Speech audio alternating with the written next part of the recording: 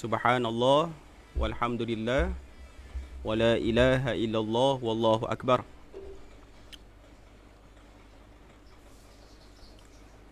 Subhanallah walhamdulillah wala ilaha illallah wallahu akbar. Bismillahirrahmanirrahim. Alhamdulillahi rabbil alamin. Wassalatu wassalamu ala asyrafil anbiya'i wal mursalin wa ala alihi wa sahbihi ajma'in. Subhanaka la ilma lana illa ma 'allamtana innaka antal alimul hakim. Wala haula wala quwwata illa billahil aliyyil azim. Sebelum kita mulakan majlis kita pada malam ini, kita mulakan program dan aktiviti kita pada malam ini dengan Ummul Kitab Al-Fatihah. A'udzubillahi minasyaitonirrajim. Bismillahirrahmanirrahim. Alhamdulillahi rabbil alamin, arrahmanirrahim, maliki yaumiddin. Iyyaka na'budu wa iyyaka nasta'in. Ihdinas siratal mustaqim. Siratal ladzina an'amta 'alaihim ghairil maghdubi 'alaihim waladdallin. Amin. Wala haula wala quwwata illa billahil aliyyil azim. Sebelum kita mulakan majlis kita pada malam ini, kita mulakan program. Jadi alhamdulillah, bersyukur kita kepada Allah Subhanahu wa taala kerana pada malam ini kita semua dapat bersama-sama berkumpul bersama-sama dengan barisan barisan penggerak Sakinah Darul Ta'zim daerah Johor Bahru yang hebat-hebat, yang berpengalaman, yang ceria kan pada malam ni. Alhamdulillah. Kedua, selawat dan salam ke atas junjungan besar Nabi Muhammad sallallahu alaihi wasallam. Dengan perjuangan baginda, dengan kegigihan baginda, pada hari ini kita dapat merasai dua nikmat yang terbesar, iaitu yang pertama nikmat iman dan yang kedua nikmat Islam. Alhamdulillah. Jadi saya ingin saya perkenalkan diri saya. Saya Muhammad Nasruddin bin Muhammad Tahir. Saya dilantik sebagai penggerak Sakinah Darul Ta'zim bagi Parlimen Pulai. Jadi tuan-tuan sidang pendengar yang dirahmati Allah sekalian, saya mewakili pejabat Yayasan Pembangunan Keluarga Darul Ta'zim daerah Johor Bahru ingin mengucapkan ribuan terima kasih kepada anda yang memberi sokongan kepada kami yang turut terlibat dalam borak santai MKS 1.0 yang bertajuk Modul Keluarga Sakinah Mewujudkan Institusi Keluarga yang Harmoni pada malam ini. Saya ucapkan ribuan terima kasih kerana bersama-sama dengan kami. Tahniah kerana anda dapat meluangkan masa bersama kami di dalam platform online ini, platform digital. Seperti mana yang kita sedia maklum bahawa musim COVID ini menyebabkan kita terbatas dari segi program dan aktiviti secara fizikal. Namun dengan perkembangan teknologi pada hari ini menyaksikan ia dapat digantikan. Maksudnya aktiviti sosial itu boleh diteruskan walaupun kita boleh bertemu secara fizikal, tetapi ada platform ini kan, orang kata apa, jarak yang jauh tu boleh didekatkan melalui platform ini. Alhamdulillah. Jadi saya rasa macam saya seorang je bercakap malam ni. Okey, yang lain boleh open kot. Yang lain boleh open mic. Siut. Okey, alhamdulillah.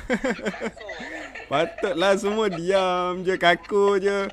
Kata ini ceramah saya seorang ni. Relax je. Okey, alhamdulillah. Okey, asyik moderator bercakap. Masya-Allah.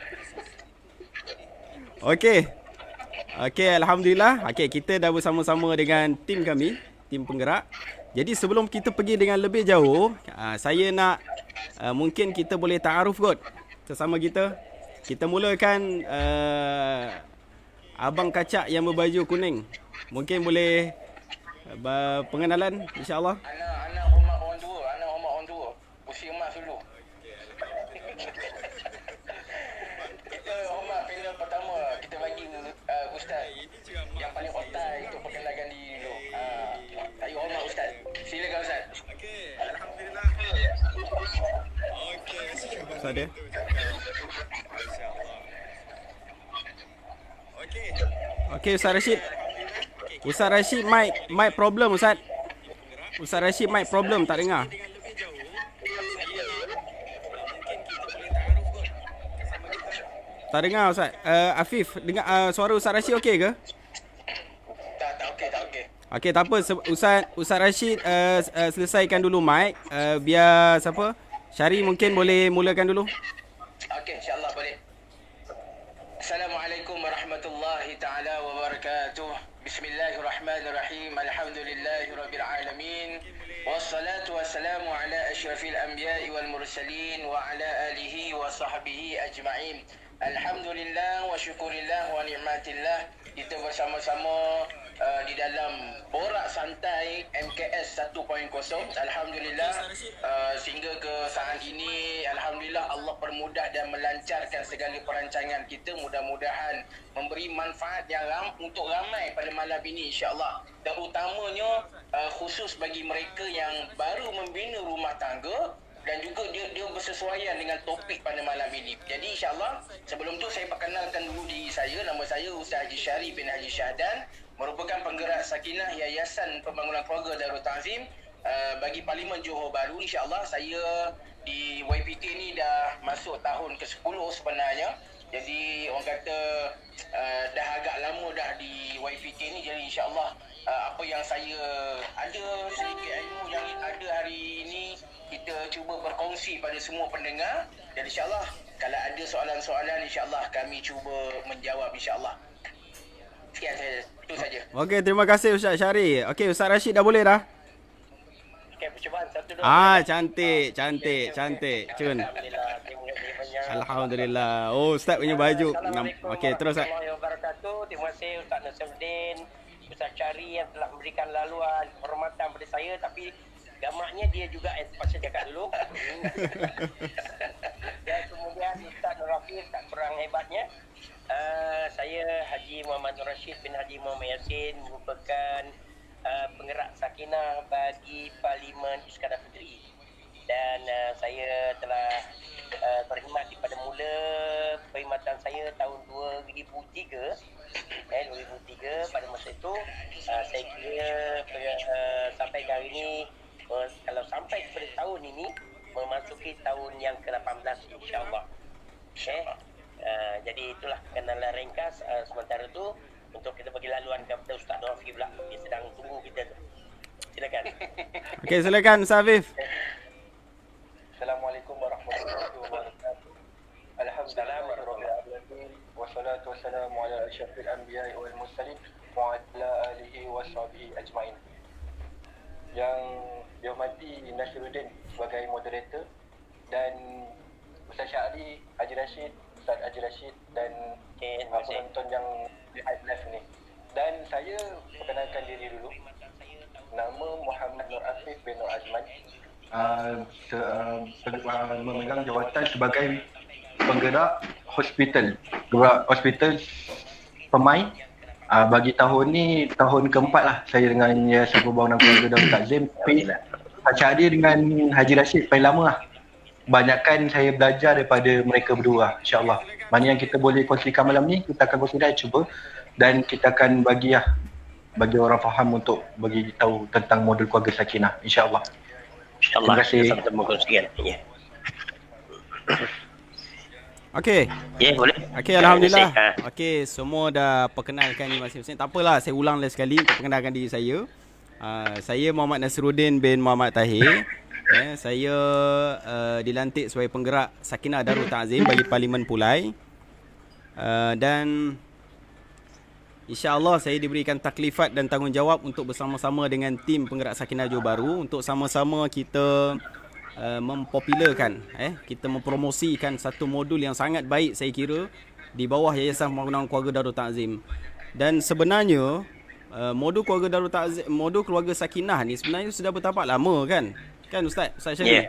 Sudah bertapak lama. Betul. Sudah bertapak lama di negeri Johor. Cuma cuma mungkin tak orang kata apa, belum lagi sampai di peringkat masyarakat Johor.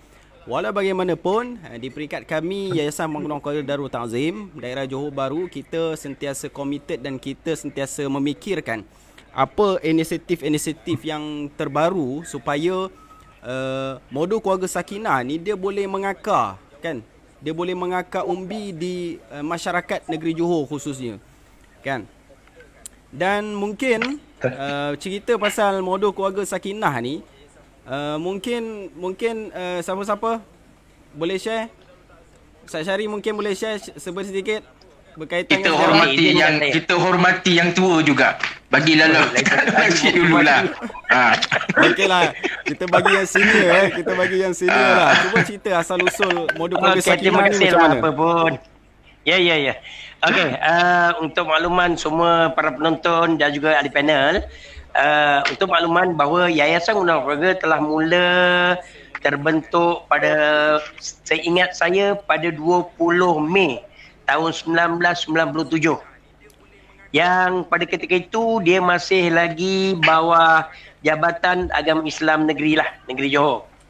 Dan kemudian dia lembaga pengarah dia daripada Yang Amat Berhormat Menteri Besar Johor sendiri, dan terdiri pada beberapa esko-esko kerajaan negeri seperti Pegawai Kewangan Negeri, kemudian pengurusi jawatan kuasa pembangunan wanita, keluarga dan masyarakat, Setiausaha Kerajaan Negeri Johor sendiri, kemudian pengurusi jawatan kuasa pelancongan, belia dan sukan, kemudian pengurusi hal ehwal agama dan penasihat undang-undang negeri.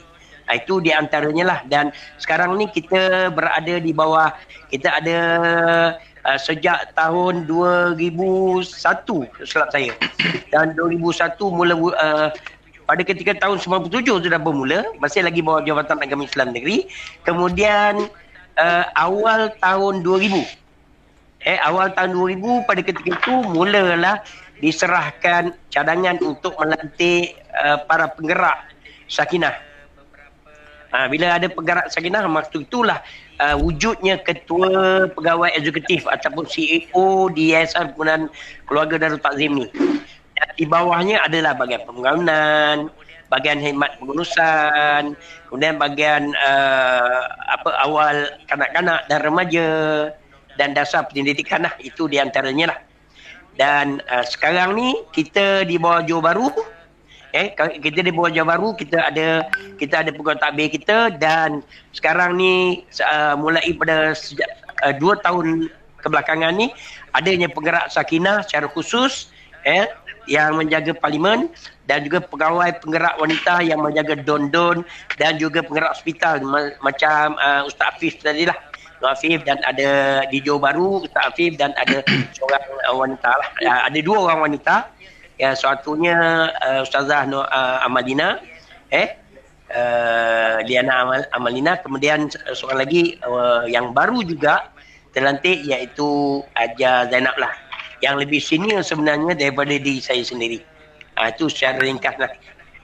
Untuk kita lah, mungkin Syari ataupun Afif boleh tambah, tokoh tambah daripada situ. Syari junior bawah Ustaz lah. Saya bawa Ustaz Nur Afif lah. Bawa Ustaz Nur Rashid. Saya di YPK sebenarnya saya dah masuk tahun yang ke-10 sebenarnya. Jadi kira junior bawah Ustaz Nur Rashid lah. Tapi tak boleh nak lawan Ustaz Nur Rashid lah, paling otai. Saya sendiri pun tak ingat 20 Mei 1997 YPK ditubuhkan. Tapi itu menandakan otainya orang lama. Dia boleh ingat 20 Mei 1997 itulah tarikh YPK itu ditubuhkan. Jadi saya nak kongsi sikit info sebenarnya. Di dalam negara kita, di dalam Malaysia, dia ada 2 yayasan pembangunan keluarga pembangunan keluarga. Pertama, Yayasan Pembangunan Keluarga di Terengganu. Yang kedua, negeri Johor, iaitu Yayasan Pembangunan Keluarga Darul Ta'zim. Jadi 2 fungsi ni sebenarnya berbeza. YPK Terengganu dia punya fungsi khususnya untuk membangun ekonomi ummah. Tetapi kita di Yayasan Pembangunan Keluarga Darul Ta'zim daerah Johor Bahru, khususnya di daerah Johor Bahru, tapi kita bergerak satu negeri lah.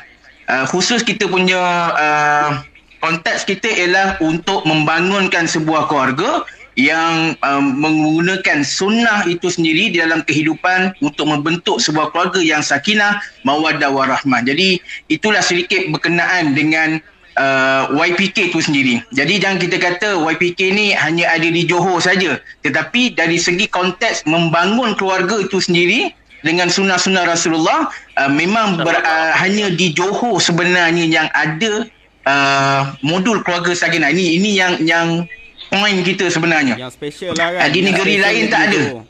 Ustaz Nur Rashid, kita tak ada, negeri Betul. lain tak ada modul sakinah. Di dalam negeri Johor kita ada modul keluarga sakinah.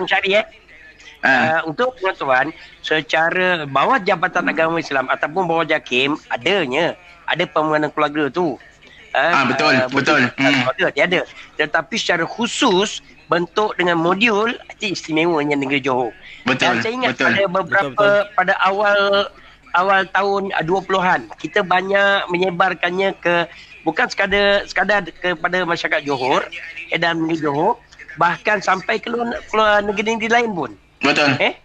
Masa tu ingat masih ada lakonan sakinah yang kita lakukan. Mungkin Ustaz Syari pun ada terlibat.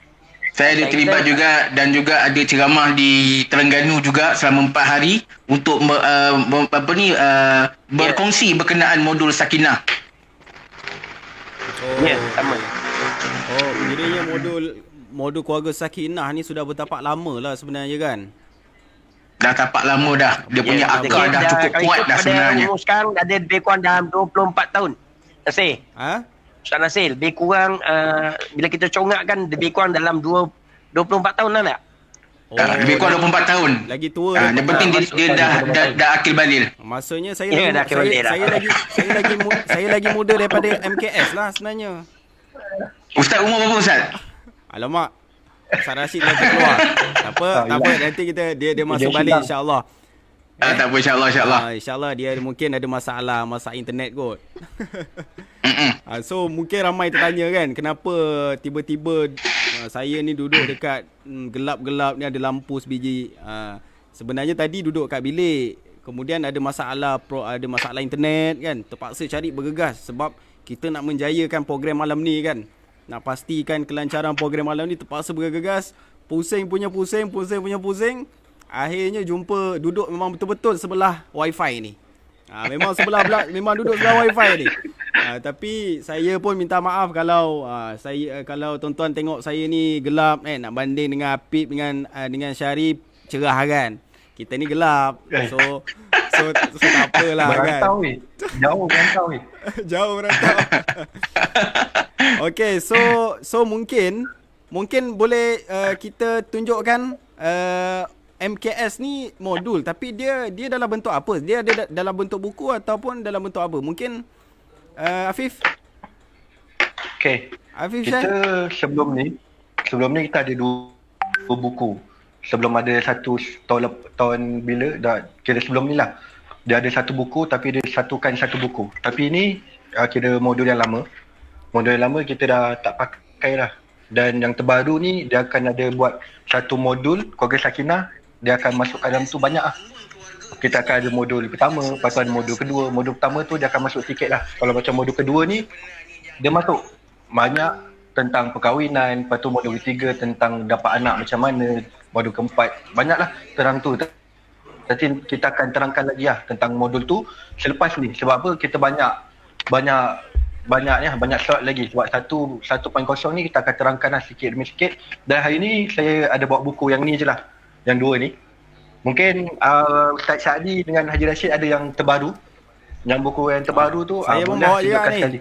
Ni buku saya pun ada yang terbaru. Ya, sama kita. Sama. Kalau yang lama semua kebetulan ke dah dirancang ni? Kena dia di mana saja kita pergi kita kena bawa buku ni. Kena bawa. Inilah panduan kita pun.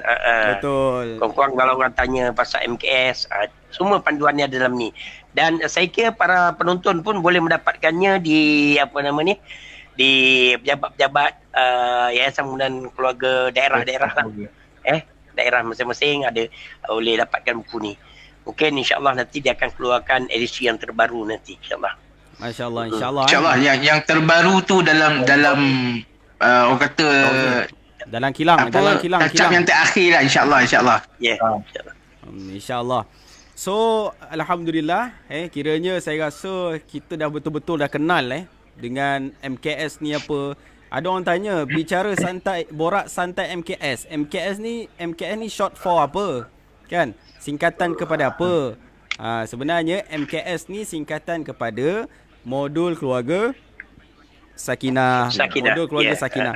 Jadi kita namakan program ni Borak Santai MKS 1.0. Maksudnya kita borak-borak, kita tak formal, maksudnya kita santai malam ni.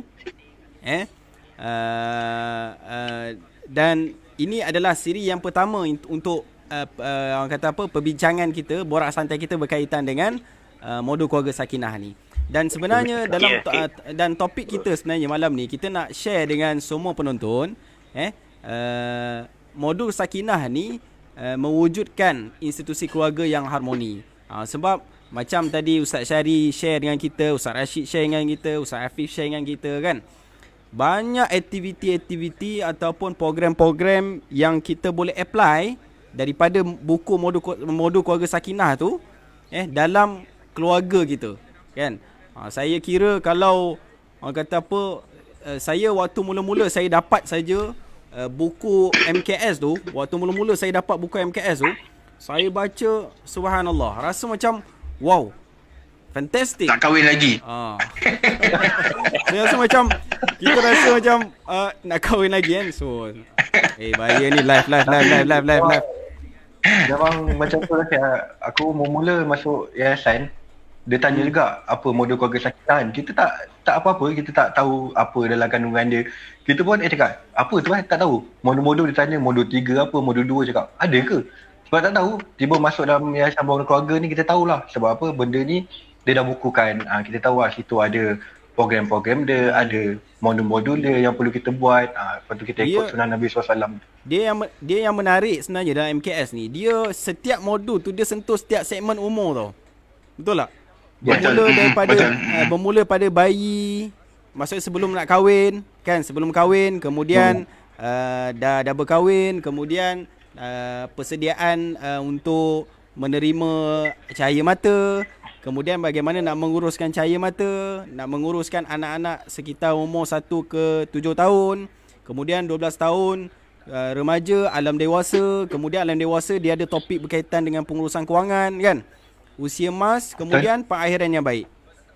Ustaz, open mic Ustaz, open mic Ustaz. Okey, izinkan saya seperti mana yang disebutkan Ustaz Nasir tadi, MKS ini, Modul Keluarga Sakinah, dalamnya terkandung 10 modul. Okey, dalam buku ni lah, maksudnya dalam buku ni, dalam kedua-dua buku, dalamnya ada 10 modul. Dan modul ini, modul yang pertama disebut dengan pra-perkahwinan. Pra-perkahwinan ni dia jadi daripada 1 sampai 10, walaupun modul keluarga Sakinah, tapi modul yang pertama dia lebih tertakluk kepada ataupun bawah JAKIM ataupun Jabatan Agama Islam Negeri lah. Kalau kita di Johor ni Jabatan Agama Islam Negeri lah. Dia punya proses dia lebih kepada satunya pelaksanaannya dilakukan di seluruh Malaysia. Dia antaranya saringan HIV. Kalau orang nak kahwin, dia terpaksa mengikuti kursus-kursus perkahwinan. Kemudian baru masuk kepada perancangan dan perancangan dan dia punya prosedur kan.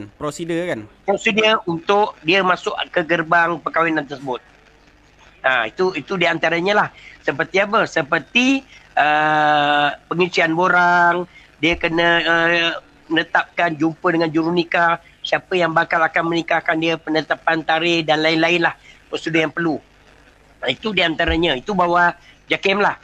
Maka untuk yang terbaru ni tuan-tuan dan mati Allah sekalian, termasuk ahli panel, yang terbaru ni apa saja pra-perkahwinan, termasuk yang pernah kita sebut, memilih jodoh, memilih pasangan, Biar betul-betul Mustafir. Yep. Kita pilih cara ni. Lepas tu dalam masa kita pilih tu, itu yang kita perlu kepada empat pilihan tu. Baik lelaki, baik perempuan. Itu yang ada dalam modul 1 lah. Sebelum kita nak masuk modul 2. Mungkin Ustaz Syahri boleh lanjutkan tentang pilihan yang 4 itu. Pilihan yang 4. Okey. Jadi untuk berkenaan dengan apa tadi? Saya nak tambah sikit poin Haji Nur Rashid tadi berkenaan dengan proses untuk pernikahan tu. Kalau untuk kita tengok balik kepada 5 tahun ke 10 tahun yang lepas, segala permohonan dia perlu mengisi borang. Tetapi untuk di zaman mungkin dalam 2016 ke atas kot sekadar saya lah, dia punya permohonan semuanya secara online. Boleh Google dan type ENCR Johor. Nikah cerai rujuk Johor. Jadi dalam tu semua dia perlu buat pendaftaran dulu dalam secara online dan perlu dapatkan temujanji dahulu secara online di dalam web tu. Kemudian barulah dia boleh menguruskan borang-borang, print sendiri borang tersebut. Kemudian baru dia boleh laksana terus ke pejabat agama untuk proses yang selanjutnya. Okey, jadi saya nak share sikit berkenaan yang Ustaz Nur Rashid sentuh tadi berkenaan dengan 4 ciri yang Rasulullah sebutkan dalam satu hadis berkenaan pemilihan jodoh. Ni untuk Ustaz Nur Rashid jugalah saya nak bagi sebagai satu panduan kalau nak memilih jodoh. Ustaz Rashid dah kahwin ke belum Ustaz? Dah. Dah kahwin Ustaz tapi belum kahwin lagi lah. Okey, jadi dalam hadis tu Nabi sebutkan 4 perkara. Yang pertama, Nabi kata, kalau kita nak memilih jodoh, baik lelaki, baik perempuan, yang pertama perlu dilihat, yang pertama iaitu kecantikannya. Kecantikan. Jadi dalam perkara ni, setiap di antara kita ni suka akan perkara yang cantik-cantik. Tidak ada lelaki yang nak berkahwin dengan perempuan yang tidak cantik. Sebab cantik ni subjektif. Ada orang nampak orang ni cantik, tapi mata kita nampak tak cantik langsung. Ada orang nampak Ustaz Syahri ni handsome. Ada orang lain pun nampak handsome. Orang lain pun nampak handsome. Semua nampak saya handsome. Alhamdulillah. Jadi dalam soal kecantikan tapi malam ni penilaian masing-masing. Ustaz Rashid nampak handsome malam ni. Ustaz Rashid handsome, santai betul malam ni. Jadi di dalam kecantikan, subjektifnya ialah memilih kecantikan tu berdasarkan apa yang pentingnya hati kita ni, mata kita sejuk memandang. Jadi insya-Allah itu konteks yang pertama. Yang kedua, lihat kepada keturunannya. Lihat pada keturunannya. Kita lihat sebagai contoh, macam saya jumpa seorang perempuan. Saya kena lihat dahulu keturunannya macam mana. Bukan soal kita nak lihat keturunannya tu yang kaya-kaya ke tidak. Tetapi kita nak melihat keturunannya mesti daripada orang yang baik-baik. Dan kalau katakanlah kita dapat seorang perempuan yang ayahnya ustaz, pun kena selidik juga. Kena selidik betul-betul. Pastikan supaya tidak membuat pilihan yang salah. Sebab itu kita perlu lihat keturunan, mesti keturunan yang baik-baik. Kalau nampak keturunan yang baik-baik, insya-Allah hasilnya juga akan mendapat yang baik. Kemudian yang ketiga, Rasulullah suruh pilih berkahwin atas sebab harta. Harta ni kena kuat sikit, harta. Ni sebab harta ni. Dengar tu kahwin sebab harta. Sebagai contoh di Malaysia ni kita boleh lihat Datuk Vida kaya dan masih single lagi. InsyaAllah. Itu kalau awak ambil Allah, tenang hidup. Tapi jangan ambil sajat lain. Sajat lain. Okey, jadi kita lihat pada hartanya. Lihat baik pada lelaki, baik pada perempuan. Lihat pada hartanya, kemampuannya untuk mentadbir keluarga dari segi ekonomi. Dan insyaAllah atas asbab perkahwinan tu juga ekonomi akan bertambah dan bertambah insyaAllah. Kemudian yang terakhir kata Rasulullah, pilihlah kerana agamanya. Pilihlah kerana agamanya, insyaAllah bila kita memilih, walaupun Rasulullah meletakkan agama yang terakhir sekali dalam hadis ni, tetapi dengan asbab memilih agama, diutamakan agama, insyaAllah keturunan akan datang yang baik-baik. Harta akan bertambah. Betul, kecantikan akan makin bertambah cantik dengan asbab kerana agama, insya-Allah. Itu saja yang saya boleh kongsikan. Yang pentingnya kecantikan itu hari ni nampak cantik, besok pula tentu lagi cantik. Betul. kaya. Mungkin kadang-kadang orang mengharapkan kekayaan, mungkin dia boleh jatuh muflis ataupun miskin. Betul. Begitu juga nasab. Nasab, besok nasab dia dah tak ada lagi, mungkin orang tak pedulikan dia. Tetapi Betul. dalam apa hal itu yang Rasulullah kata, agama itu penting. Ya, Fik, Ustaz Nasir? Ya, betul. Agama itu penting. Ya. Agama memang penting. Dia bila Kena letak. bila kita letakkan kriteria agama tu Priority, sebagai priority dalam pemilihan Ya, jodoh. priority. InsyaAllah lah. InsyaAllah InsyaAllah. dia punya perjalanan rumah tangga tu dia akan berjalan dengan baik. Kemudian Alhamdulillah. setiap pasangan tu dia ada rasa empati kan, rasa tolak Ya. ansur. Ya. Sebab apa? Sebab keimanan tu Allah tu, Islam tu dia letakkan sebagai priority kan. Ya, Betul. Sebab Itulah kalau- keutamaannya. Sebab kalau kita faham, kita ni sebagai hamba, kita ni adalah makhluk. Khalik ni adalah pencipta. Pencipta ni yang kata apa, yang menguasai ataupun yang membolak-balikkan jiwa manusia kan. Kan? Ya, Dia yang mukallibal menguasai jiwa manusia, perasaan manusia. Jadi, kalau kita letakkan agama itu, Allah itu sebagai priority, bermaksud kita sebenarnya Dengan selamat sebenarnya. kita ni sebenarnya akan dijamin dan selamat di dunia dan di akhirat. Itu kepentingan. InsyaAllah. InsyaAllah. Okey, Ustaz Apik Sebab mungkin tu ada nak kalau- tambah kot. Sebab tu kalau yang pertama kalau kahwin kerana agama, maksudnya itu lebih baik. Kalau InsyaAllah. kahwin lagi kerana agama lagi baik. Ke macam tu? Kahwin lagi kerana agama lagi baik. Ke macam mana, Syari? Apa dia? Tak dengar apa dia? Maksudnya kahwin pertama kerana agama baik. Kahwin yang kedua kerana agama lagi baik. Kahwin yang Betul. Itu yang kita nak sebenarnya, menghidupkan sunnah Nabi ni. Ramai yang tak mampu menghidupkan sunnah Nabi ni sebenarnya. Tapi saya dah minta Ustaz Nur Rafi dalam komen live ni, ada yang minta komen berkenaan poligami. Silakan Ustaz. Astagfirullahaladzim. Slow sikit. Aku ada kat sebelah dapur ni. Ustaz Rasim bahaya, takut periuk terbang sekejap lagi ni. Dapur kat sebelah ni. Takut periuk terbang. Okey, terus. Okey, sebenarnya. Okey, Ustaz Rafi. Poligami. Okey, Hafiz teruskan. Tapi saya rasa lebih baik Ustaz Apik, lebih baik kita masuk terus kepada tajuk kita. Baru nak masuk alam perkahwinan kau dah cerita pasal poligami. Kita masuk dulu. Kita nak mulakan perkahwinan ni. Persediaan keibapaan tu nak masuk alam perkahwinan. Ini sampai kau sebelah. Poligami tu kemudian. Okey. Okey, Apik nak cakap tu. Apik nak cakap apa, Apik? Okey, sila.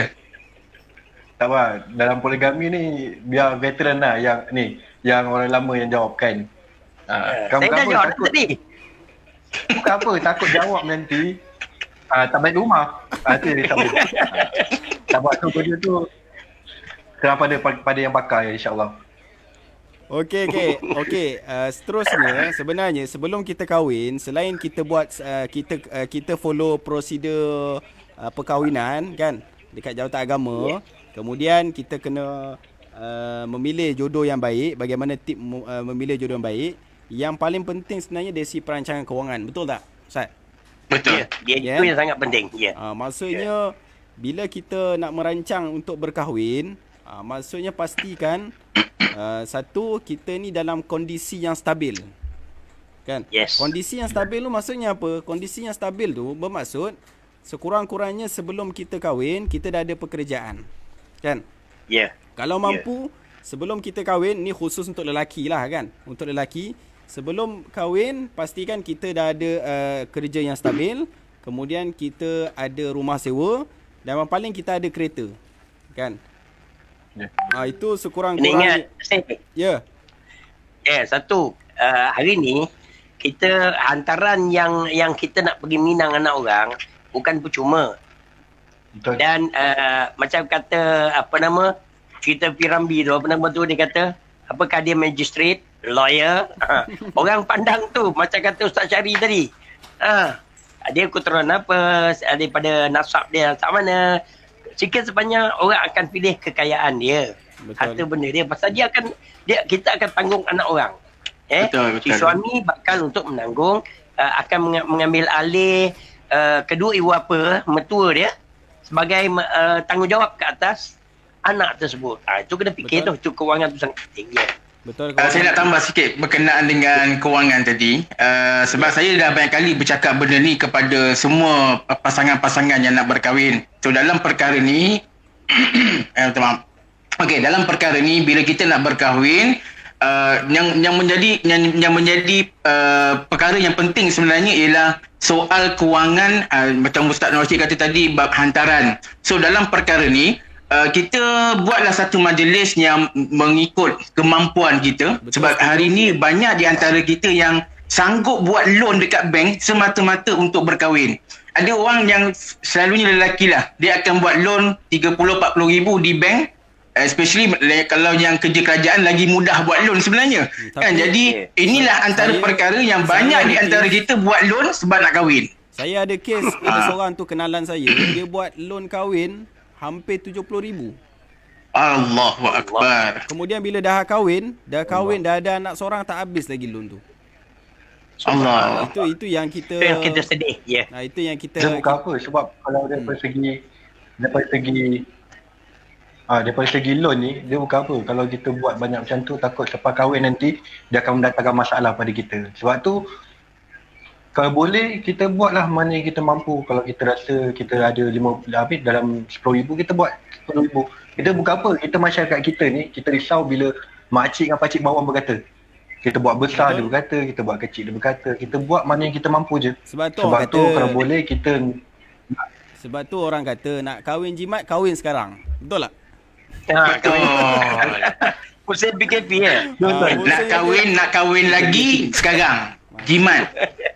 Jangan, aku sebelah dapur ni, jangan sampai periuk pula terbang nanti. Macam-macam. Okey, kita teruskan topik. Tapi yang pentingnya lah Ustaz Nasir. Okey. Ustaz Dari. Pentingnya bila kita masuk dalam perkahwinan, kita tahu apa proses yang dijalankan oleh Jabatan Agama Islam Negeri. 14 proses tu.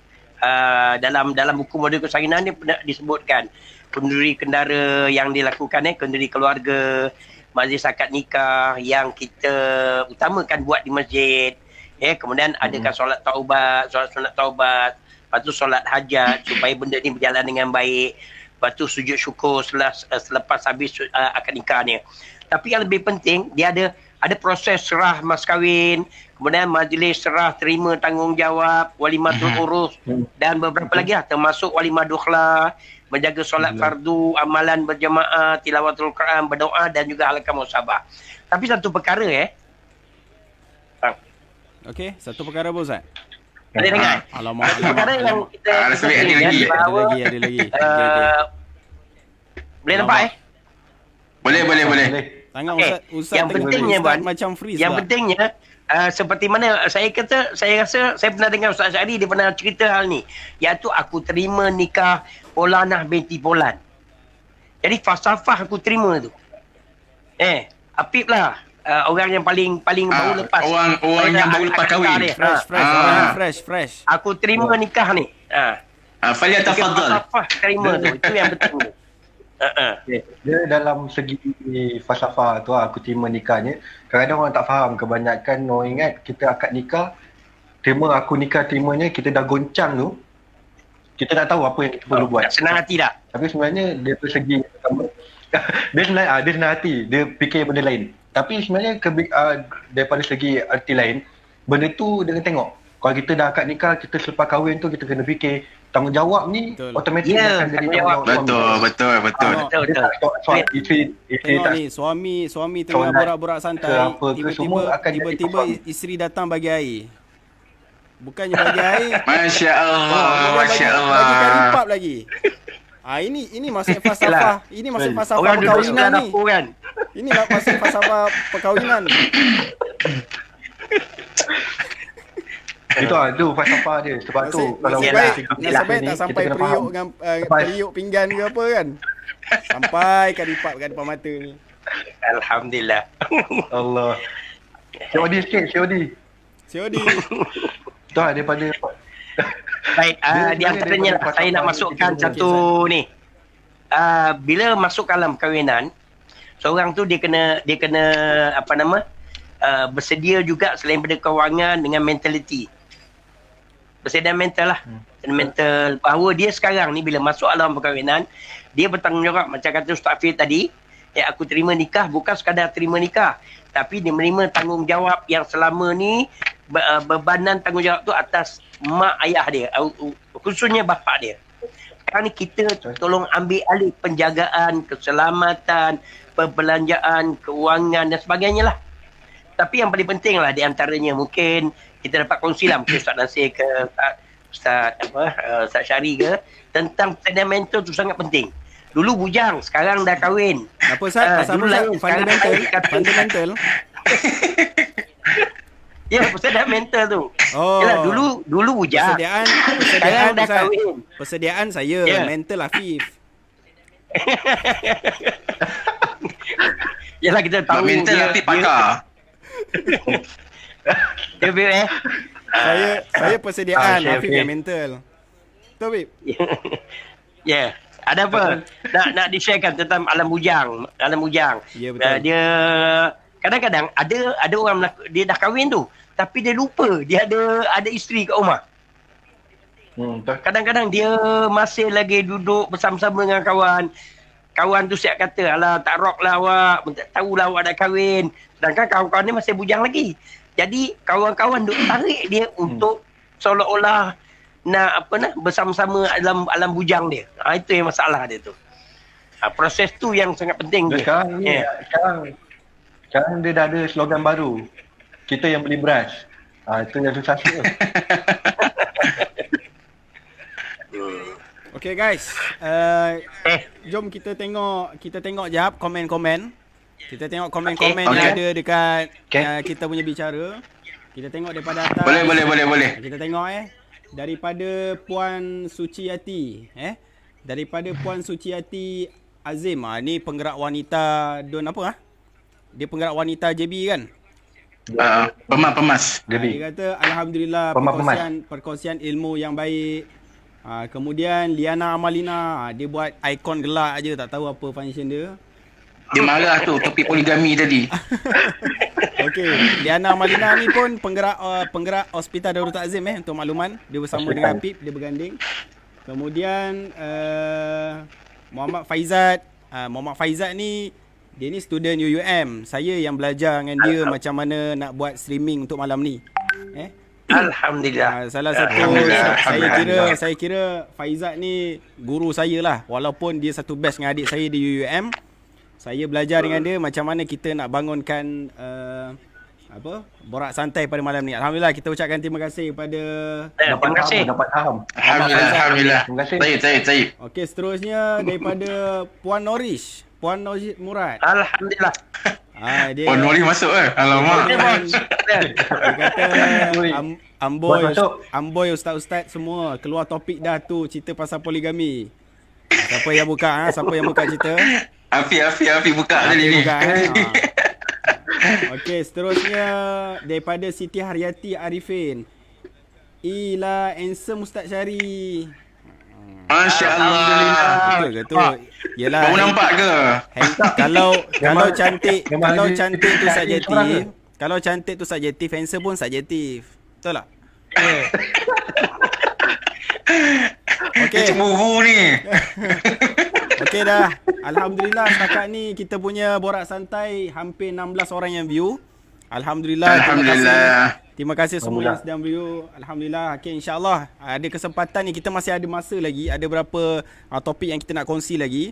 Cuma yang sedang menonton ni boleh like dan share. Like dan share dekat Facebook.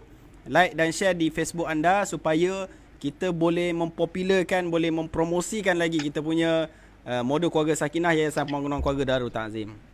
InsyaAllah. Okey. InsyaAllah. Kita dah selesai berkaitan dengan modul, maksudnya berkaitan dengan persediaan dari segi mental persediaan dari segi mental kan. So dari segi persediaan kerohanian pula, macam mana tu? Macam mana nak habak tu? Macam mana nak kecek tu? Persediaan. Okey, izinkan saya dulu. Sini. Okey, teruskan. Ustaz Nur Rashid dulu. Okey, bila masuk dalam perkahwinan, bila kata nak kahwin, kita tahu ramai orang mengetahui bahawa nikah sunnati. Nikah ni adalah sunnah Nabi SAW. Itu dalam hadis Nabi ada menyebut. Tapi satu perkara yang perlu kita nak tekankan juga di sini, bila masuk alam perkahwinan, kita kena bersedia juga dengan tadi sebut tentang mental tadi. Mental, dan di sini mental dikaitkan pula dengan kerohanian dia, iaitu hati. Apa dia, Pip? Apa dia, Syari? Iaitu tentang niat. Niat dalam perkahwinan itu sangat-sangat jaga. Kerana niat ini adalah hak Tuhan. Kita berusaha untuk niat, tetapi kadang-kadang kita sendiri pun tak tahu apakah yang kita niat, kita dah benar-benar ikhlas. Kita dah benar ikhlas ataupun tidak, kita tak tahu. Sebab itu disebutkan para ulama, ataupun dalam kitab pun disebutkan, di antara niat sebelum kita nak masuk alam pernikahan, kita kena, pertama kita niat kahwin kerana nak meramaikan umat. Boleh dengar? Betul. Okey, kita boleh. kahwin kerana meramaikan umat. Pasal meramaikan umat, terutama semua orang kahwin dia nak anak. Semua orang kahwin dia nak anak. Kerana anak tu merupakan penghibur kepada pasangan. Kalau kahwin tak ada anak, orang tu rasa dia akan tengok je. Dia akan biasa, dia tengok dia tengok dia. Betul. Ya, Pip, betul. Kena tanya orang pengalaman. Okay, yang keduanya, anak ni sebagai penyambung zuriat. Lepas kita dah tak ada, dia akan melahirkan cucu kita. Kerana cucu akan melahirkan cicit kita dan seterusnya. Dan yang paling penting yang tuan-tuan, para penonton dan juga para ahli panel, yang penting dia merupakan pembela setelah kita mati nanti. Betul. Anak lah. InsyaAllah. Anak yang soleh. Okay. InsyaAllah. Yang keduanya, membersihkan zuriat dalam keluarga Islam. Iaitu melunaskan kendak syarak melalui proses akad nikah. Bila dah disah ijab kabul, maka bolehlah mereka itu membersihkan zuriat. Kalau takdirnya, kalau mereka mengadakan hubungan, mereka dapat anak, dikandungkan anak tu anak yang bersih, anak yang sah taraf. Itu yang kita nak jaga. Yang ketiga, dengan sebab pasang niat kerana dia nak menceriakan kehidupan umat. Apa dia? Pasal fitrah manusia, perempuan inginkan laki, laki nakkan perempuan, betul kan? Betul. Dan yang kedua ni, kita tengok satu peristiwa Nabi Adam AS ketika berada dalam syurga. Ketika itu, sedang Nabi Adam duduk dalam syurga, Allah nampakkan pada Nabi Adam 2 ekor burung sedang cicit-cicit gitu. Ini live-nya cicit, babe. Bila dia cicit, terdetik dalam hati Nabi Adam AS. Waktu itu dia masih bersendirian lagi. Dia teringin nakkan teman. Dan Nabi Adam tak pernah pun berniat nakkan teman tu seorang perempuan, iaitu Sayyidatina Hawa. Tak pernah terniat pun. Tapi rupanya perancangan Allah lebih agung lah. Kerana nak melahirkan zuriat di atas muka bumi ni. Dan yang akhir sekali, ada 2 lagi. Iaitu mendapat pahala ibadah dengan sebab kita kahwin ini, dia dengan bila sahkan nikah, ibadah akan digandakan amalan ibadah dia. Kalau semayang sampai 70 kali ganda, orang yang kahwin berbanding dengan orang yang belum kahwin kan. Dan yang akhir sekali menyempurnakan sunnah Rasulullah SAW. Tu niat tu kenalah. Mungkin ada tambahan daripada sahabat-sahabat lah. Okey, ada tambahan? Tambah. Saya moderator malam ni, saya moderator Saya tanya soalan je. Apa, moderator pun boleh juga. Dia bersegi ni lah. Dia bersegi zuriat kan.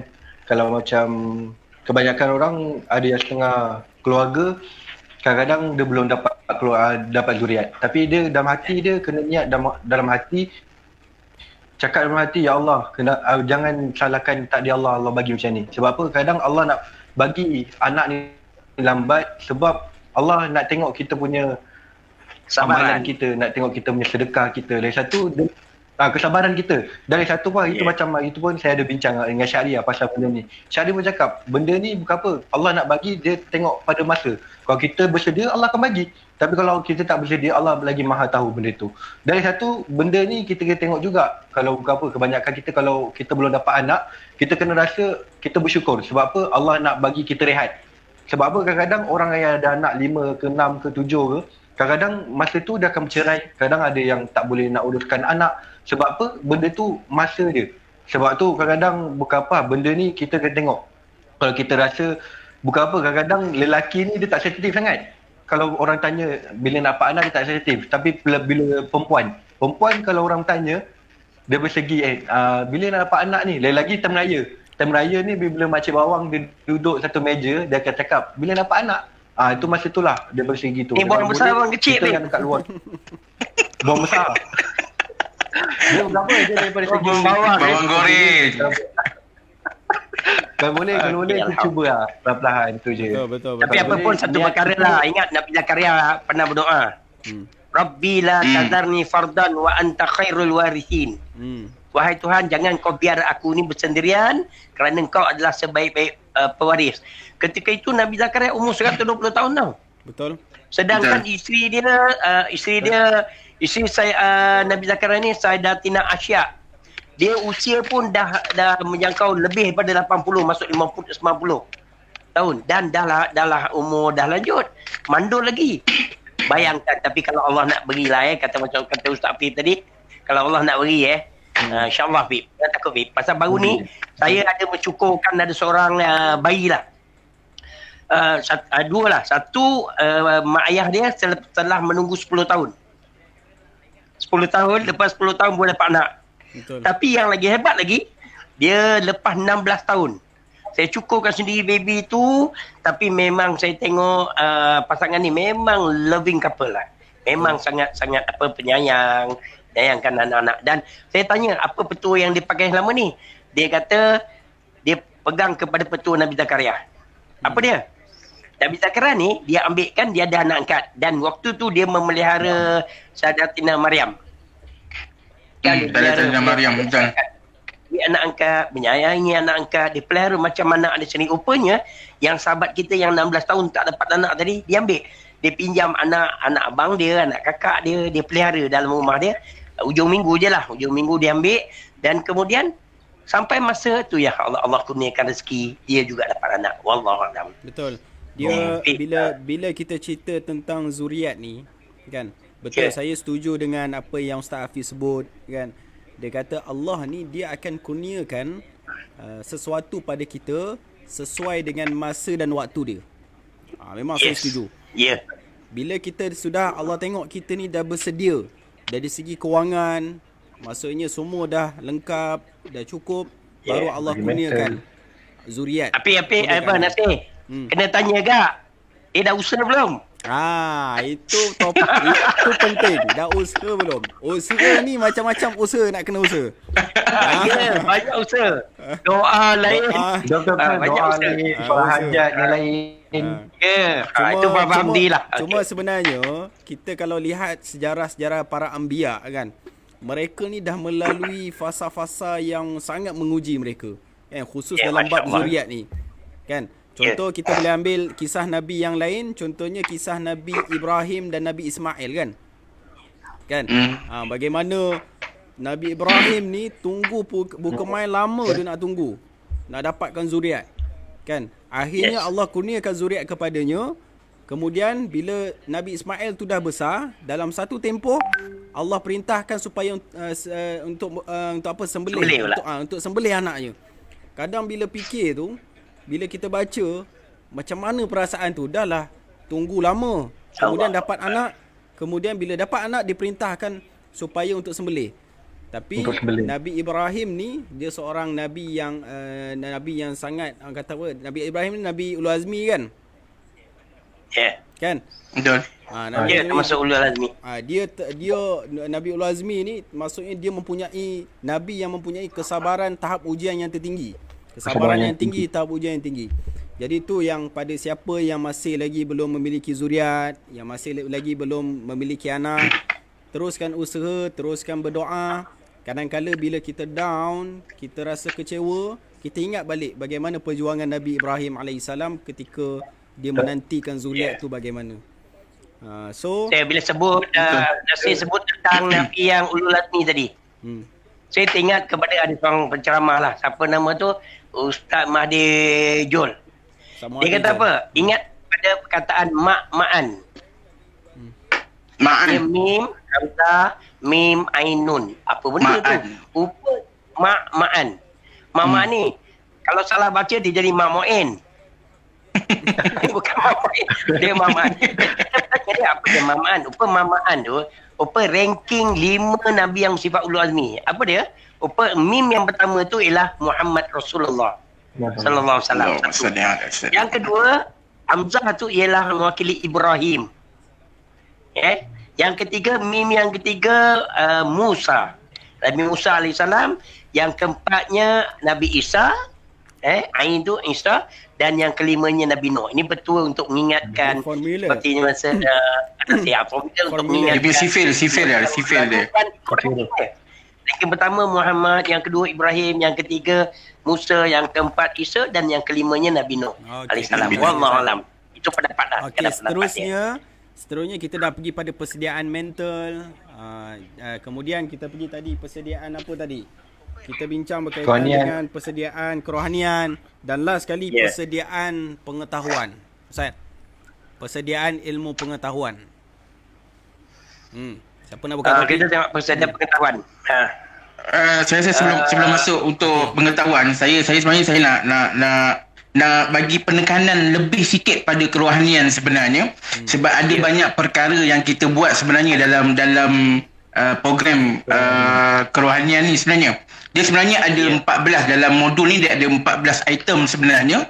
Bermula daripada kenduri keluarga. Kalau dari segi adat orang Melayu tu dia diguna istilah malam berinai itulah. Tetapi dari segi Islam kita guna istilah kenduri keluarga tu.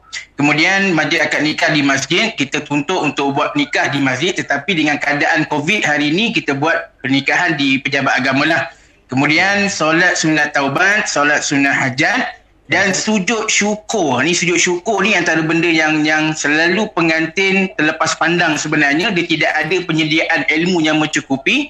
Akhirnya sujud syukur dia jadi solat sunat 2 rakaat. Inilah antara benda yang paling banyak yang berlaku dan kebanyakannya tak tahu sebenarnya sujud syukur tu macam mana. Kemudian dia akan ada satu proses penyerahan mas kahwin, iaitu mahar.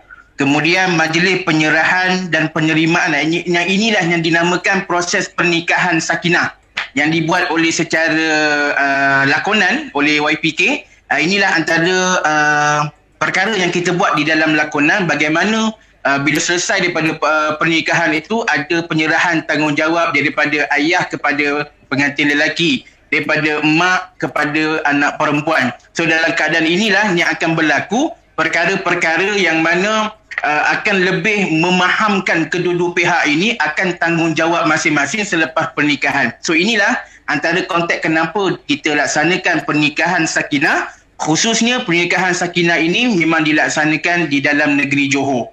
So ini mana-mana rata-rata bila berlaku pernikahan mesti diadakan proses pernikahan sakinah ni. Kemudian dari segi wali matul urus ni juga antara benda-benda yang diberi penekanan lebih sebenarnya, iaitu bagaimana kita nak melaksanakan wali matul urus itu. Seperti mana dalam hadis Nabi sebutkan, aulim walau bisyah kata Nabi, buatlah majlis walaupun menyembelih seekor kambing kata Nabi. Maka kita buat jugalah. Sebab tu saya selalu sebutkan Nabi kata buatlah majlis walau menyembelih seekor kambing. Dan kalau kita tafsirkan seekor kambing pada zaman kita hari ini, seekor kambing di dalam Malaysia boleh makan 100 orang. So maksudnya buatlah majlis walaupun sekecil mana sekalipun, sembelihlah seekor kambing dan buatlah majlis. Jadi ini antara perkara sunnah, walimatul uri antara perkara sunnah yang Nabi suruh kita laksanakan. Bagi makan kepada mereka, kita jemput tetamu untuk bersama-sama di dalam walimatul urus. Sebab itu walimatul urus ini Ustaz Nur Rashid pun banyak benda saya tahu benda ni banyak, kita dah lama dah dalam bidang ni. Walimatul urus banyak perkara berkaitan dengan perkara khurafat, perkara syirik. Sebagai contohnya bila kata pengantin nak buat majlis, sekarang ni lagi musim hujan kan. Jadi kalau tak nak berlakunya hujan, campak baju pengantin atas bumbung rumah. Ustaz Nur Rafiq kahwin tadi campak tak baju atas bumbung? Tak Ke campak orang rumah atas bumbung? Ini antara benda khurafat tau. Dia campak baju pengantin, orang kata ini amalan orang dulu. Campak je baju pengantin atas bumbung. Baru tahu. Dia kata kalau campak baju pengantin atas bumbung, insya-Allah tak hujan katanya. Katanya begitulah. So ni antara benda yang khurafat. perkara lagi yang perlu dielakkan di dalam majlis perkahwinan ialah pelaminan, yang mana pelaminan yang bersifat membazir. Ada orang hari ini berkahwin, dia ada pelaminan sampai harga belasan ribu. Saya berjumpa dengan keadaan ini, belasan ribu. Jadi kita nak ubah mindset orang Johor ni supaya buat majlis cukup sekadar kita mengikut kemampuan kita, dan kalaupun berkemampuan tetapi tidak sampai mengeluarkan belanja yang terlalu tinggi pada benda yang tak penting. Lebih belada daripada dia keluar RM15,000 untuk pelamin, baik ditambah duit untuk bagi makan supaya dia dapat menjamu orang makan lebih ramai lagi. Saya rasa setakat tu saya nak share. Yang selebihnya saya serahlah kepada panel yang lain untuk menambah. Ada sikit lagi tu yang boleh ditambah, mungkin Walimatul Dukhlah tu. Ni banyak juga yang tak buat ni Ustaz, Walimatul Dukhlah. Okay, Ustaz Ustaz boleh saya rasa dah lama juga Ustaz. Walimatul Dukhlah. Ustaz mungkin boleh teruskan. Okey, sebelum saya masuk Walimatul Dukhlah, saya setuju dengan pendapat Ustaz Syari tentang sujud syukur. Kalau kita perasan dalam masyarakat kita, siapa yang biasanya bila lepas akad nikah dia akan buat sujud syukur? Biasanya pengantin lelaki, kita tahu. Seolah-olah yang lain tak terlibat dengan kesyukuran tersebut. Terlibat. Dan dia bukan semestinya bila sujud syukur tu mesti buat di situ. Betul. Kan? Biasanya Betul. macam okey, Ustaz Syari ataupun Ustaz Afif, mungkin Ustaz Nasir ke, dan mungkin sahabat-sahabat kita yang menonton sama, bila kita disahkan jawab kabul. Dan pada lepas tu kita akan balik, kita tak akan boleh bersama lagi. Dia tak akan benarkan kita masuk bilik lagi. Betul. Dia tak benar. Keluarga tu tak benar. Balik dulu. Nanti dia ada bertandang esoknya. Masa zaman saya tu sempat lah bertandang esoknya. Dia tak bagi kita pergi walaupun dah ijak kabur dah tak. Tapi untuk makluman masa kita berada dengan keluarga kita tu, mungkin kita ada perbincangan sedikit, dan pada malam tu kita sebahagian kita akan buat semayang. Mungkin kalau tempat tu jauh dari masjid, dia akan berjemaah sama ahli keluarga. Dan waktu itu kita boleh sarankan untuk mak, ayah, adik-adik sama-sama kita buat sujud syukur. Alhamdulillah, adik kita, anak kita ataupun siapa-siapa yang diijab kabulkan tadi dah sah, dan kita syukur benda ni dah selamat. Itu yang kita sama-sama jalankan sujud syukur bersama. Baik, itu soalan tambahan kepada apa yang saya cari sebutkan tadi lah. Okey, sebut tentang walimah dukhlah. Pip. Okey, boleh teruskan. Tapi tenang Okey, boleh sebut walimah dukhlah. Cuma orang Melayu ni dia penuh dengan adab. Dengan adab, tapi biasa kita tak sebut walimah dukhlah secara direct lah. Walimah dukhlah nak beritahu bahawa pasangan tu dia dah bersama lah. Dah bersama. Tu walimah dukhlah. Dan biasanya walimah dukhlah ni dia adakan minggu selepasnya. Tapi orang-orang tua kita dia tak sebut walimah dukhlah. Dia sebut apa? Majlis apa? Majlis doa selamat. Apa yang dah selamat? Dukhlah tu lah. Anniversary menantu. Anniversary boleh sebut sebagai Walimatul Dukhlah, Ustaz? Anniversary tu dah jauh. Tak boleh, dah lain, tak boleh. Ini awal, katalah dia nikah minggu ni, hari ni nikah. Minggu depan dia buat majlis. Majlis sempena nak beritahu dah selamat. Kadang-kadang dia buat dalam tempoh sebulan. Itu dia sebagai adab dia, kita tak sebutlah Walimatul Dukhlah secara direct tu. Tapi dalam Arab dia boleh sebut, orang tak perasan. Tapi orang kita biasa sebut majlis doa selamat. Benar-benar dah selamat ijab kabul. Bukan tu sebenarnya, dia dah selamat kebersamaan bersatu tu. Okay. Jadi kita tahulah bahawa bila dia dah ada bersamaan, artinya itulah dia martabat perkahwinan yang ada pada dia. Yang pada si pasangan pengantin tu. Kalau takdirnya dia belum bersatu, kena ingat si pengantin tu dia belum ada ikatan lagi. Ada apa nama tu? Mungkin adik-beradik, mungkin kalau dia ada apa yang dia kata tu lepas tu walimah dukhlah ni nak beritahu dia dah selamat betul. Kebersamaan tu. Sebab tu ada lagu, itu sajalah. ada lagu. Bila dua hati dah terjalin, selamatlah pengantin kami doakan. Sambung. Cik. Masuk, ni dia hafal lah. Masuk. Janganlah. Masuk. Maaf lah kita tak hafal lah dia kata lagu tu. Jangan bagi Syari. Dia punya mic tu dia dah upgrade dah tu. Jangan sampai dia pasang echo mic dia tu bergema. Aduh. Okey, alhamdulillah. Saya rasa kita dah kupas banyak dah topik-topik berkaitan dengan asal usul MKS, kemudian kita sentuh berkaitan dengan modul pertama pra perkahwinan kan. Dari segi prosedurnya, pemilihan pasangan bagaimana, kan, perancangan kewangan bagaimana. Kemudian kita bincang juga topik berkaitan dengan modul yang kedua kan. Persediaan keibubapaan, persediaan mental, persediaan kerohanian bagaimana, persediaan ilmu pengetahuan. Persediaan ilmu pengetahuan kita boleh masuk tadilah semua kan. Ilmu pengetahuan tu kita boleh masuk kan. So saya rasa sangat bermanfaat kepada semua yang mendengar, termasuk saya. Maksudnya saya ni pun yang masih newbie masih baru lagi dalam alam rumah tangga ni. Banyak yang saya dapat bersama dengan Ustaz Rashid, kadang Ustaz Syari kan. Supaya bila kita dengar benda ni, sekurang-kurangnya kita boleh tambah ilmu kita. Kita boleh perbetulkan kita boleh betulkan kita boleh betulkan apa yang salah yang kita lakukan sebelum ni kan. Tapi Ustaz Nasir lah saya sebenarnya terus terang kesyukuran bila kita berada di Yayasan Mudah Keluarga ni. Betul.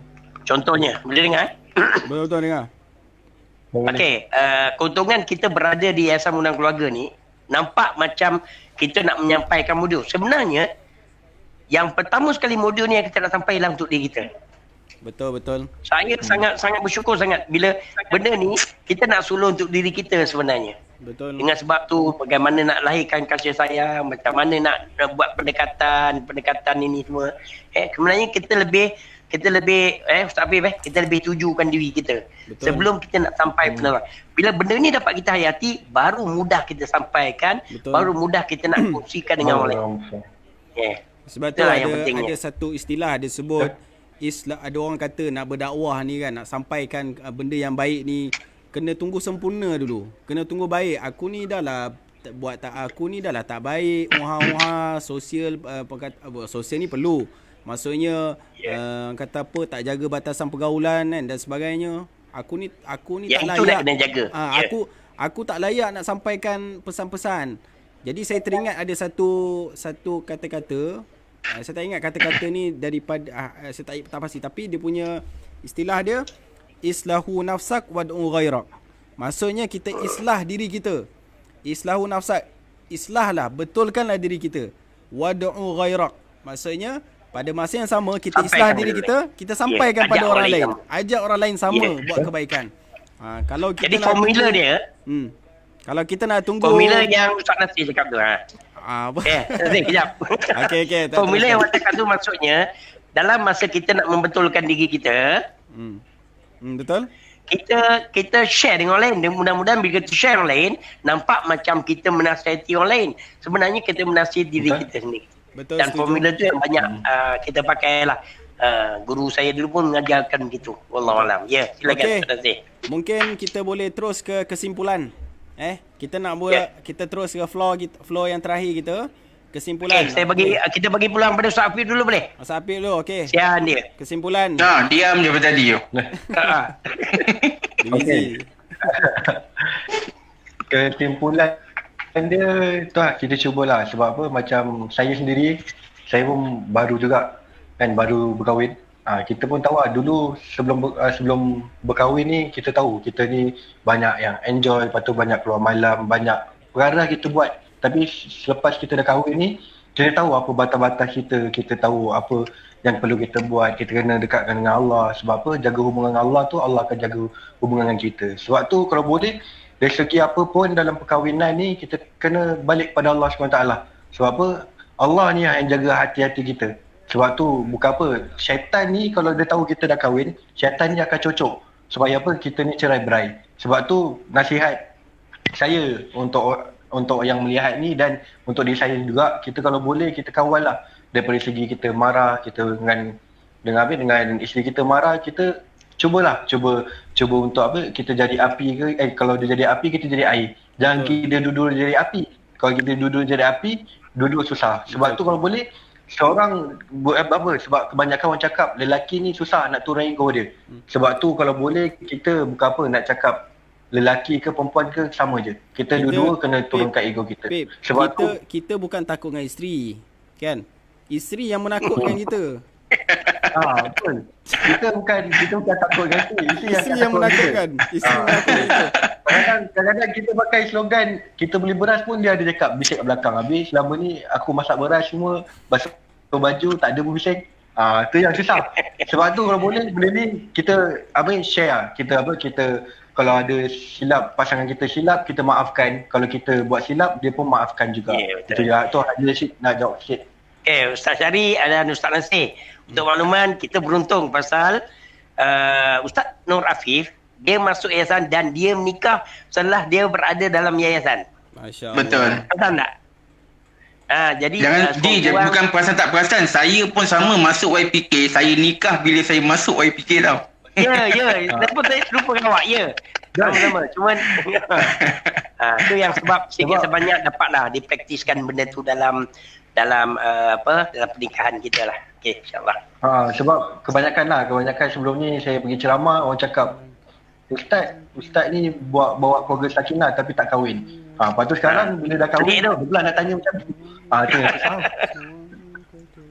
Tapi tu kita bukan apa, kita kebanyakan kita ambil pengalaman orang lain lah. Kalau dari segi yang tak baik tu, kita cuba jadikan baik benda tu. Betul. Sebab dalam keluarga ni ada, tahun pertama ni, Nabi macam dalam tahun pertama ni dia banyak.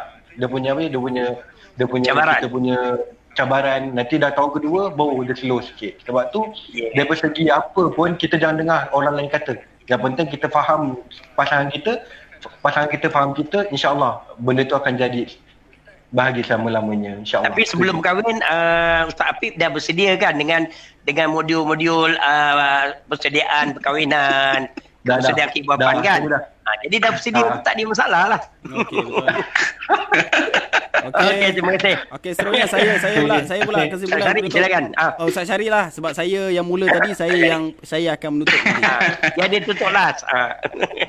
Okey, saya untuk yang terakhir ni saya nak berkongsi satu tips bagaimana kita nak keluar daripada masalah dalam kehidupan kita ni. Jadi seperti mana yang ulama dah pun ajarkan kepada kita, pada semua yang nak berkahwin, kita yakin setiap orang yang nak berkahwin ni, nak membina rumah tangga, dia ada masalah yang tersendiri. Ada orang nak berkahwin, duit tak cukup. Ada orang nak kahwin, tiba masa tak jadi. Ada orang nak macam-macam permasalahan yang mereka hadapi.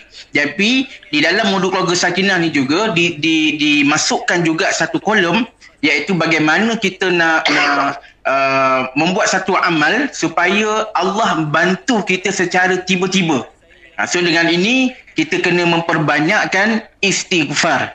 Di Astaghfirullahalazim ni perbanyakkan istighfar bermula daripada subuh dan juga selepas daripada solat asar. Dua waktu ni kita perbanyakkan istighfar. Mudah-mudahan asbab dengan beristighfar ini Allah akan bantu kita keluar daripada masalah. Apa pun kalau dalam perkahwinan duit tak cukup. Saya sendiri mengalami dulu bila nak kahwin duit tak cukup ji. Nak pinjam ngaji dulu tak tercakap nak pinjam. Tapi alhamdulillah dengan berkat kita sabar, kita usaha, tidak mengaku kalah, akhirnya Allah hantar bantuan mencukupkan untuk majlis tu. Jadi saya memang kahwin tu waktu tu memang tak cukup duit. Jadi berbagai-bagai masalah, jadi kita perbanyakkanlah istighfar insya-Allah. Allah bantu dengan secara tiba-tiba. Allah hantar bantuan kepada kita untuk selesaikan masalah. Jadi dalam perkara ni, apa pun permasalahan dalam kehidupan kita, memperbanyakkan istighfar. Kemudian, perbanyakkan berselawat. Dengan banyakkan berselawat juga, dipermudahkan dan dimakbulkan segala hajat kita. Saya baru berkongsi semalam di live tempat saya share berkenaan dengan kelebihan berselawat. Jadi, untuk semua pasangan-pasangan, perbanyakkan solat hajat, perbanyakkan solat taubat, perbanyakkan istighfar, perbanyakkan buatlah sesuatu yang berkaitan dengan kerohanian, insya-Allah membantu kita dalam membuat keputusan untuk berkahwin, permudahkan perjalanan perkahwinan kita, segala majlis yang kita rancang Allah permudahkan. InsyaAllah ini antara tips yang kita boleh amalkan. Jangan kita kata bila kata nak buat majlis, tak nak takut hujan, jumpa bomoh hujan, jumpa orang ni. Itu benda yang perlu dielakkan. Sebab itu sebelum orang yang nak anak ni seminggu sebelum nak buat majlis tu, seminggu sebelum nak buat majlis perkahwinan tu, walimatul urus, dalam masa seminggu tu setiap malam bangun buat solat hajat, buat solat taubat. Ini antara benda yang perlu diamalkan. InsyaAllah Allah akan permudahkan urusan kita, insyaAllah. Setakat ini saja. Jadi kita kembali kepada moderator untuk yang seterusnya. Ustaz Rashid pula kesimpulan penutup. Okey, sebagai kesimpulan dan penutup untuk malam ni, pertama sekali saya nak ucapkan terima kasih kepada Ustaz Nasir dan ahli panel yang lain dan semua para penonton yang saya lihat ada beberapa orang yang sangat saya mengenali mereka yang berada dalam senarai komen-komen mereka tu. Alhamdulillah. Dan saya ingat kepada firman Allah Subhanahu Wa Taala, "Wa min ayati anna khalaqalakum min anfusikum azwaja litaskunu ilaiha wa ja'ala bainakum mawaddatan wa rahmah. Inna fi dzalika laayatin liqaumin yatafakkarun." Dalam ayat ni tuan-tuan, inilah usulnya ataupun asalnya perkataan sakinah ni. Modul keluarga sakinah diambil daripada sini. Apa dia? Di antara tanda-tanda kebesaran Allah bahawa Allah menciptakan untuk diri kamu, wahai kaum lelaki, pasangan. Begitu tak wahai kaum perempuan, pasangan. Dan untuk apa?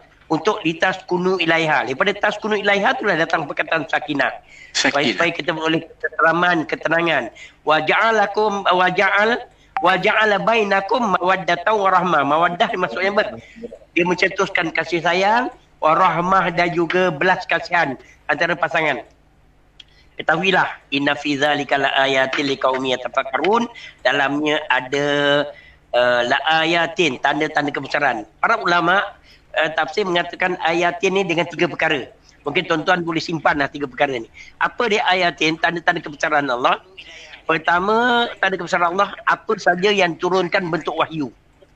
Sama ada wahyu tu diturunkan kepada Nabi Allah Musa, Nabi Allah Isa, Nabi Daud, Nabi Muhammad, Nabi Muhammad sallallahu alaihi wasallam, bahkan kepada mana-mana nabi pun yang disebut dia yang ada kitab-kitab ataupun suhuf. Apa saja yang turun daripada Allah, itu satu. Sesuatu yang turun daripada langit. Ayat-ayat suci yang turun daripada langit. Yang keduanya, dia yang katakan ayatin, tanda-tanda kebesaran Allah, apa dia tuan? Iaitu sesuatu satu perkara yang luar biasa. Kalau para nabi, kalau luar biasa tu datang kepada nabi, namanya mukjizat. Kalau datang kepada orang-orang para aulia, namanya karamat. Kalau datang kepada kita orang awam ni, namanya maunat. Dan yang ketiganya, wa min ayatihi ni, wa min ayati an khalaqalakum, iaitu ciptaan Allah daripada khalaqa tu. Khalaqa tu sesuatu yang Allah ciptakan, bersifat makhluk. Apa saja makhluk, kita tengok semut, nampak tak kebesaran Allah, Ustaz Afif? Kita tengok sama ada perkara kecil, perkara besar. Semuanya nampak kebesaran Allah. Itulah sebenarnya ayatin. Mudah-mudahan benda ni akan kerap masuk dalam jiwa kita dan kita jadikan sebagai panduan. Sekaligus kita dapat rasa ketenangan, dapat meresapkan rasa kasih sayang, menerapkan kasih sayang sama kita dan belas kasihan sama pasangan. Bukan pasangan je, bahkan kita sesama kita sekalian para mukmin. Sekian, wallahu a'lam. Okey, terima kasih kepada Ustaz Syari, Ustaz Nur Rashid, Ustaz Apif di atas kesimpulan yang sangat tuntas, sangat menusuk ke jiwa, sangat direct, sangat ringkas yang sesuai untuk kita aplikasikan, kita amalkan dan praktikkan dalam kehidupan kita. So kesimpulan saya tak nak kongsi panjang-panjang. Ustaz Rashid, Syari dan Ustaz Apif pun dah kongsi banyak berkaitan dengan kesimpulan yang sangat baik. Saya nak akhiri saya punya kesimpulan ni dengan satu lagu. Saya nak nyanyi lagu. Boleh? Tak Silakan, kita pun nak dengar ni. Tak kisahlah. Falyatafadhal ya akhi. Tak sedap tak sedap. Okey, nak nyanyi lagu juga. Okey. Lagu apa Blackpink? Okey, saya memang special untuk kita punya pendengar pada malam ni. Yang menonton, saya persembahkan satu lagu yang saya kira liriknya sangat baik untuk kita. Dan dia sangat kata apa sangat dia sangat syarat dengan konten dalam lirik yang kita nak ini. Alhamdulillah. Ya, mudah-mudahan lah. Silakan. InsyaAllah. Tepuk tangan sikit, tepuk tangan. Tepuk tangan. Wah. Okey. Bila dua hati dah terjalin, selamatlah pengantin kami doakan. Moga redha Allah bersinar selalu, tanda bermula bahtera hidup. Dalam melayari bahtera rumah tangga, ada masa tenang dan masa gelisah. Jangan nafsu diikut melulu, sabar dan kemaafan itu perlu. Beginilah resam manusia, tak lari dari ketentuan ilahi. Suami ketua, isteri pembantu, melangkah hidup saling berpadu. Susah dan senang hadapi bersama, moga kekal ke anak cucu. Sekian. Itu saja. Alhamdulillah. Itu saja. Tahniah. Pengurusan. Ni pun serak-serak ni, hujan-hujan ni. Dah lama tak tengok. Masih saja. Alhamdulillah, sekarang cuba tengok kat luar. Hujan dah berhenti dah. Memanglah bunyi tapi banjir naik air. Oi. Banjir naik Allahu Akbar. Okey, Alhamdulillah kita dah Jangan selesai. pertikaikan Nasir dulu. Penasib sekolah. Jangan Apip rumah merah Sekolah lu rumah merah, satu tim nasyid. Okey, Alhamdulillah kita dah selesai kita punya perkongsian pada malam ni. Borak santai kita, borak santai MKS 1.0, modul keluarga sakinah mewujudkan institusi keluarga yang harmoni. Saya mewakili pejabat Yayasan Pembangunan Keluarga Darul Ta'zim dan mewakili Barisan Penggerak Sakinah Darul Ta'zim Daerah Johor Bahru ingin mengucapkan ribuan terima kasih kepada semua yang sedang menonton, yang menonton daripada awal sehingga akhir kita punya borak santai MKS 1.0, dan kami ingin mengucapkan ribuan terima kasih. Mudah-mudahan Allah saja yang membalas jasa tuan-tuan dan puan-puan sidang pendengar sekalian, dan insya-Allah bermula tahun 2021 kita di peringkat Yayasan Pembangunan Keluarga Darul Ta'zim peringkat daerah Johor, kita sudah merangka dan sudah merancang aktiviti-aktiviti yang kita boleh ketengahkan daripada modul keluarga sakinah ni bersama dengan masyarakat khusus di daerah Johor Bahru. InsyaAllah banyak program yang kita susun. Dan selain itu juga sebenarnya, selain daripada modul keluarga sakinah, Yayasan Pembangunan Keluarga Darul Ta'zim sebenarnya banyak inisiatif program-program lain yang mereka lakukan, kan. Contohnya kita ada penggerak wanita. Penggerak wanita dia ada modul keluarga sejahtera, kan, yang fokusnya kepada non-muslim. Kemudian selain daripada program yang membentuk peribadi ataupun yang bersifat pembangunan insan, saya kira yang MKS dengan modul keluarga sakinah dan modul keluarga sejahtera ni adalah modul pembangunan insan lah, nak bentuk jati diri seorang individu. Yayasan Pembangunan Keluarga juga dia ada menyediakan pelbagai bantuan, jenis bantuan kepada ibu tunggal, kan. Dia ada memberi bantuan kepada individu yang tersepit dengan ekonomi, kan. Contoh baru ni kita buat penyerahan bantuan JOPEK. Kita bantu mereka untuk mencari pendapatan tambahan. Dan Yayasan Pembangunan Keluarga juga ada melakukan pelbagai aktiviti. Contoh macam jejak mari, kan. Jejak mari kita datang ke rumah orang tersebut, kemudian kita bantu dia bagi keperluan dapur, dan kita ada program proper, maksudnya tingkatkan ekonomi masyarakat setempat, kan. Dan macam-macam lagi program yang dilaksanakan di bawah Yayasan Pembangunan Keluarga Darul Ta'zim. Dan secara peribadi kita ingin mengucapkan terima kasih kepada Kerajaan Negeri Johor melalui Yayasan Pembangunan Keluarga Darul Ta'zim yang telah melaksanakan pelbagai aktiviti untuk kebaikan dan manfaat masyarakat khusus di negeri Johor. Jadi insya-Allah kita akan teruskan lagi program borak santai MKS 2.0 pula. Kita akan teruskan borak santai MKS 2.0 Siapa panelnya? Nantikan.